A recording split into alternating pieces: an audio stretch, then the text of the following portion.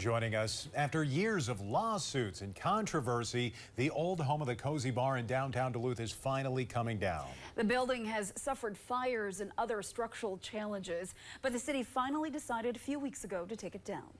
Northern News Now's Isabella Zadra is live at the construction site, or the deconstruction site, we should say. Isabella, what's the latest? They took a lot down today.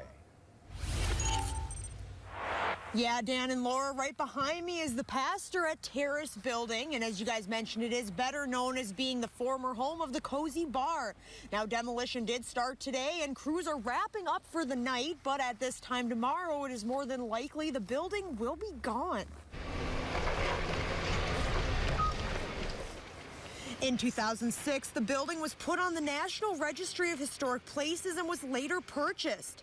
The new owner wasn't paying property taxes, and the building fell into the hands of the Duluth Economic Development Authority, better known as DEDA. Finally, a settlement was approved a few weeks back, and the building has started to come down, as you can see. Demolition workers were out today doing final sweeps of the building and started to tear it down from the backside. City leaders said the settlement is worth about $2.1 million. Which is set to go back into the community once the building is torn down. So demolition has begun on the Kozy building, Pastor at Terrace. The City of Duluth and DEDA are excited for the reinvestment in the Duluth Commercial Historic District. Roz Randorf is the city councilor for Duluth's 3rd District, which covers the neighborhood the Kozy is in. She was thrilled to see this demolition start up today. She said by tearing down the building, they're creating a fresh slate to renovate and reimagine First Street. Let's get on to revitalizing this historic district. If we cannot save this building, which we determined we cannot, let's get moving on making one that we can.